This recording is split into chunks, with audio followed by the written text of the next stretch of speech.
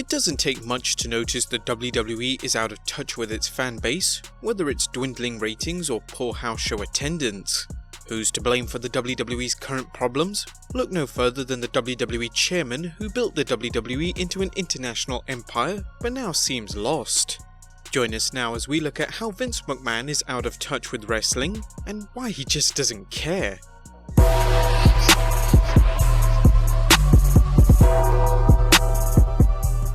Number 1. A bad infrastructure. During his controversial appearance on Talk Is Jericho, Jon Moxley, the former Dean Ambrose, laid the blame for WWE's creative woes squarely on Vince McMahon. Moxley rallied against the WWE's so-called creative system, saying, "The WWE's creative process sucks. It doesn't work. I've said that to Vince. I've said that to Hunter, Michael Hayes. I can't even tell you how it works.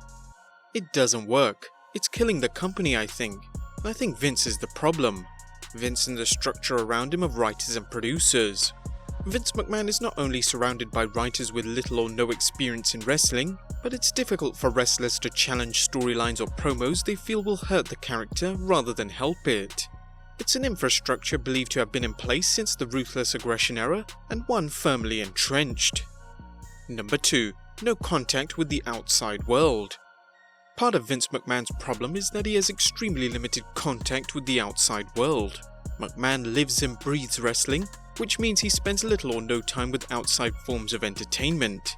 While McMahon's writers tell him what's going on, that doesn't mean he'll listen.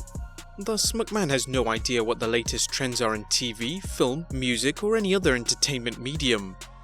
This makes it difficult for the WWE to capitalize on what's seen as hip, and it's clear that few people will see WWE as hip.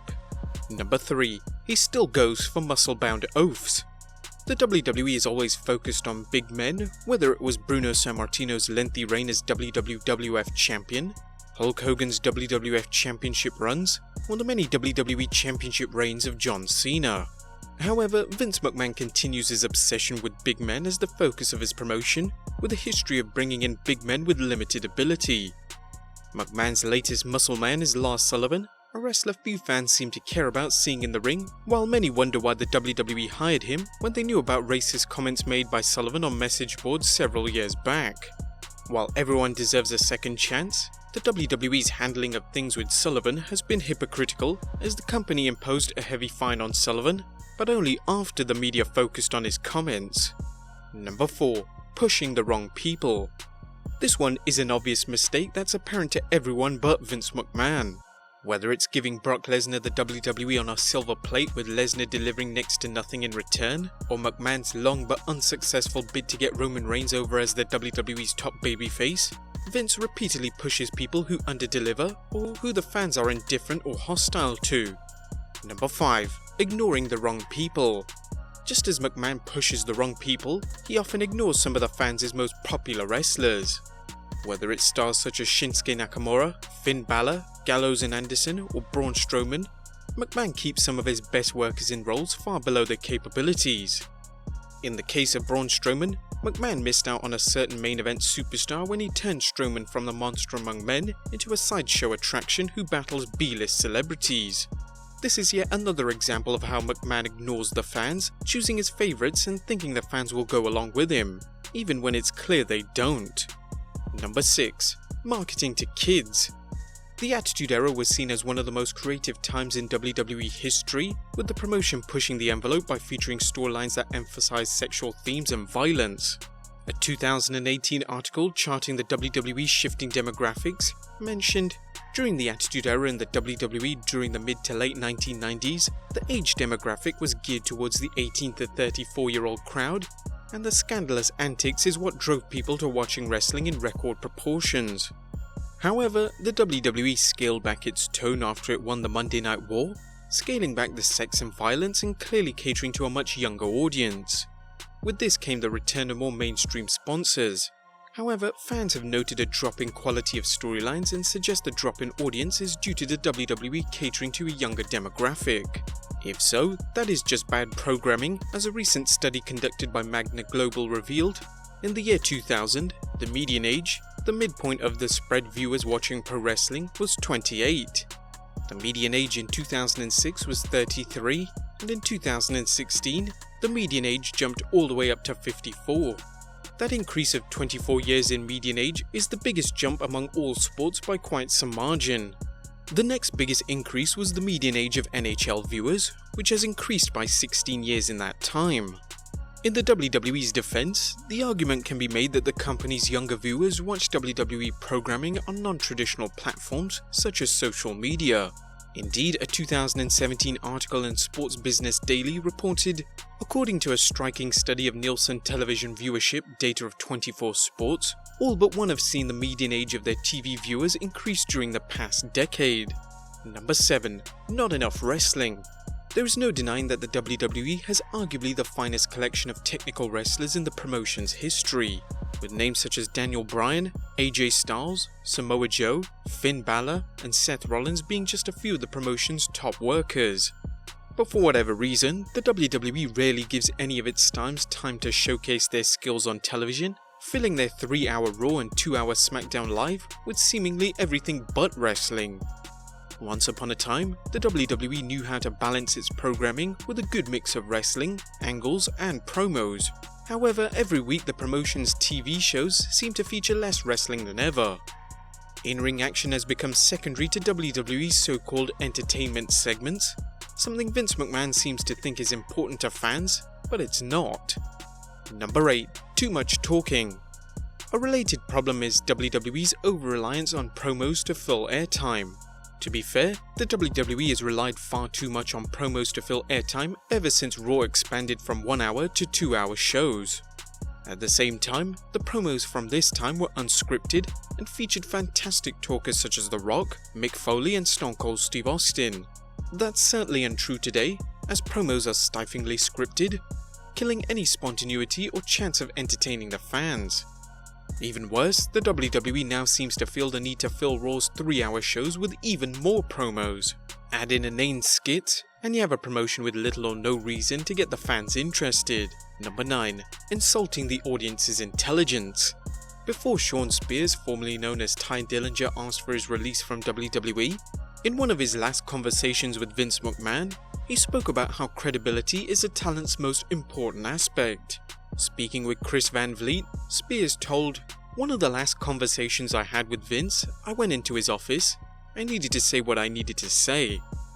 The biggest difference between both companies is credibility. Talent needs credibility. They don't necessarily need pushes, but talent does need credibility. If you're watching the product and 2 guys come out and you're already able to tell the finish of the match based on entrances alone, that's a problem. Because now we're giving an audience the opportunity to change the channel. We're giving them the opportunity to text on their phone. They don't care. They're not invested. And that's what I said to the chairman. I said, "With all due respect, I think we're insulting their intelligence." He just kinda looked at me and said, "Oh shit," but I still stand by that sentiment today. And number 10, he still thinks he knows what the fans want more than they do. To sum things up, all the aforementioned examples prove one thing. Vince McMahon still thinks he knows what the fans want more than they do. The problem is that he doesn't know what the fans want, as evident by the WWE's continued drop in live event attendance or rapidly escalating declines in his TV ratings. While some people argue that professional wrestling's popularity is on the decline, the success of All Elite Wrestling's Double or Nothing as well as Ring of Honor's slow but sustained growth suggests otherwise. There are still people intrigued by wrestling's unique entertainment elements, a combination of incredible athleticism mixed with drama, but the WWE is not delivering such a product. Only one that appeals to people who once tuned in every Monday night in great numbers. Until Vince McMahon gets back in touch with the fans, or steps aside, things will not change. Vince Russo, former WWF writer and a man known for being out of touch with wrestling himself, had this to say about Vince McMahon. Vince today is so disconnected with the casual fan. He does not know right now that what will bring the casual fan back to wrestling. He doesn't know. Bro, it's simple. It hasn't changed. Freaking listen. Listen. Russo is just one of the many industry figures who see Vince McMahon as being out of touch with the fans and what drives a good wrestling product. However, not everyone agrees.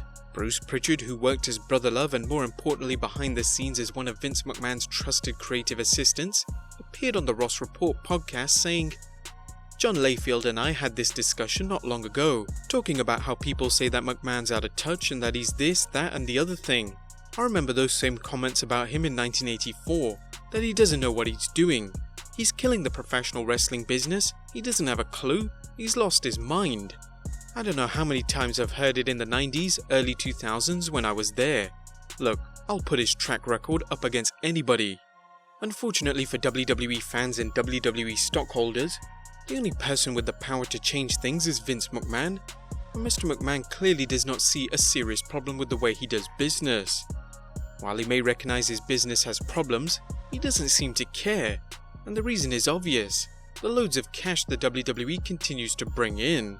So he may be out of touch, but his business is still thriving. Say what you want about Vince McMahon being out of touch with his wrestling product, but the WWE Kingpin continues to use the WWE brand name to make big money deals, whether it's his $100 million a year with Saudi Arabia for running a few shows a year there, or McMahon's recent TV rights deal with Fox Sports for airing SmackDown. Not to mention renewing his deal with USA Network for Raw. Add in the WWE expanding several of its pay-per-views to stadium shows, and you have someone who may not know what to put in the ring, but who knows how to take the WWE's reputation and make money off it. In a sense, Vince McMahon is living off the WWE's reputation as the undisputed king of wrestling. However, how much longer can McMahon live off his reputation, particularly with a new challenge from All Elite Wrestling?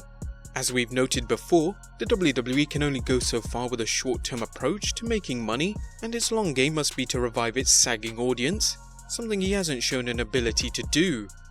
While the WWE has two lucrative TV deals with USA and Fox respectively, these TV deals could end if ratings continue to slide, and with it, stock prices as well. Wall Street seems to have smartened up to the fact that the WWE isn't as financially successful as it likes to portray itself. What would happen if Fox ended its SmackDown deal due to lower than promised ratings, or the WWE stock took another hit as it did after WrestleMania 35? Would even something this drastic force Vince McMahon to change his outlook on promoting wrestling? Would it lead to him stepping aside to let someone else handle the majority of the promotion's creative duties? More importantly, will it be too late to turn things around should the WWE experience either or both of these scenarios? What do you guys think? Do you think Vince is out of touch? Or is WWE just going through a slump? Be sure to leave your comments down below, follow us on Instagram and Twitter, and I'll see you next time with some more wrestling content.